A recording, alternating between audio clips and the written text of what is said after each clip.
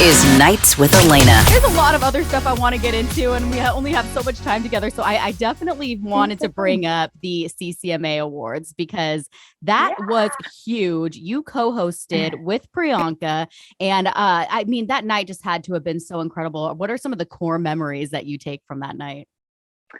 Girl, it was so amazing to co-host an award show. Obviously, that was a huge bucket list moment I've wanted to do ever since I was a little girl. And yes, Priyanka, I mean, the winner of Canadian Drag Race, she is just like such a shining star in her own right.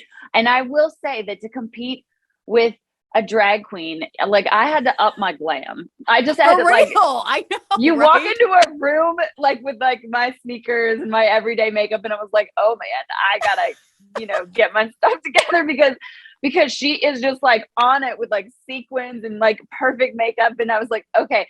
So it was such a beautiful challenge, but I just love her personality, her energy. She radiates with life. And it was amazing being, on stage with her, standing beside her, and being able to host an award show with her. Listen, I love Drag Race, so I loved Priyanka. Did you know who she was and everything? Were you really familiar with her before you guys co-hosted together? Yes, of course. And then being able to meet her in person, it's like, oh wow, you were the same personality as we saw on Drag Race. And I'd love to hear that. See in real life. It's like it's the same person. It was so beautiful. Now, are you guys like buddies now? Have you been able to keep in touch and everything?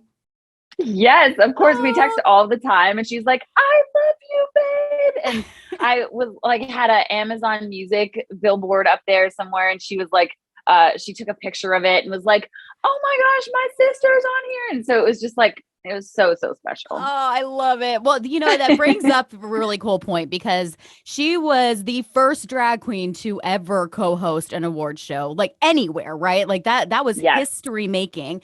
And it reminds me about how like inclusive that the Canadian country music community seems to be. And they seem to be, let's be honest, a little further ahead than we are here in the US. Like, I think we're still a ways off from having a drag queen co-host an award show here.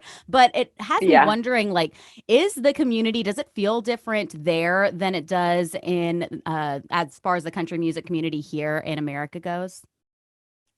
A little bit, I think that Canada historically has just been like, has put a very significant importance on inclusivity and on making sure everybody feels seen. And so it was even a bold move to have a co-host, have like a drag queen co-host an award show. But I was so proud to be a part of that moment, and so proud of the CCMAs to be like, yes, this is amazing. And this should happen. This should have happened years ago. The fact that this is the first one is crazy in itself. But I think that, change is important. And the only way, the second best time to plant the tree is today.